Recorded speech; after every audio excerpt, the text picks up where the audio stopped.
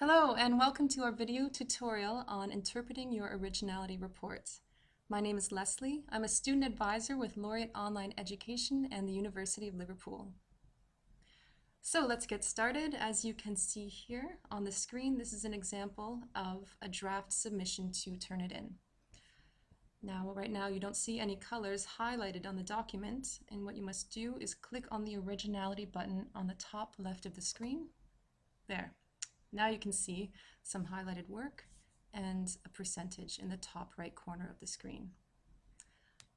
In this case, the percentage is 26, which means that about approximately 26% of the work that is highlighted had been submitted through Turnitin before and will show up on the screen.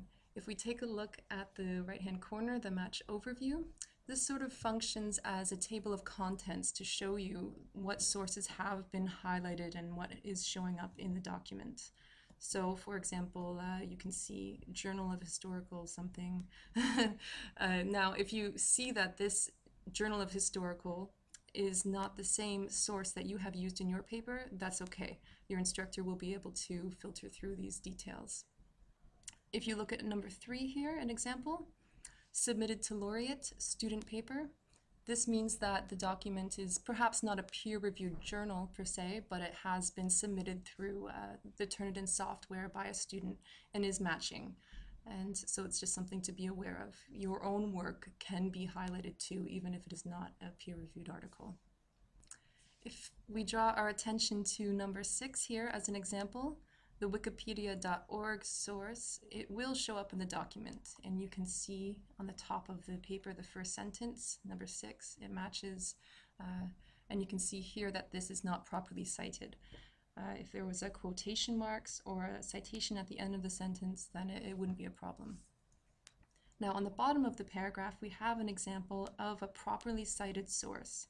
You can see there are quotation marks, you can see there is a citation at the end, and you can also see that it is not highlighted. Now that's okay, that's something your instructor will be able to filter through and be aware of. Just make sure that you're citing properly. If we look down a little bit here to this paragraph, we can see an example of an improper paraphrase. Now as you can see, the student has changed a couple of the words here in the paragraph to make it a little bit different. And there is a citation at the end for the author, and that's good. However, you must use a quotation for the proper author or do a proper paraphrase by changing the words without changing the entire meaning. If we scroll down to the bottom, you can see a reference list and can probably see lots of color here. That's okay. And now you see that the majority of the color, or highlighting I should say, is coming from the reference list, and you can filter some changes in your paper to see a more accurate similarity percentage. If you click on this icon here, you can edit the settings. You can, as you see, exclude the bibliography. Let's try clicking that and apply the changes.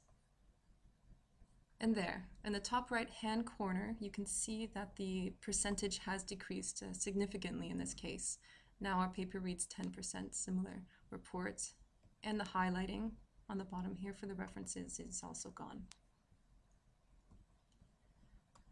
Now, many students ask us, what percentage should I have for my document? What isn't safe? And we typically say anything under 30% is okay. The idea behind that is that a minimum of 70% of the paper should be your own words, your own critique, your own analysis. Okay. Now, in this case, it's a low percentage. However, there are citations that did not highlight. For example, this one here that we pointed out before, the bottom of the first paragraph. Okay. So using Turnitin is only an indication of what kind of plagiarism may be in the paper, and also how many sources you are using. So always be sure that you're using Turnitin in addition to just doing a proper edit on your own. So thanks so much for watching. I hope this was helpful. Please watch our other videos on citing and referencing, or how to submit to the Turnitin document. Thanks so much.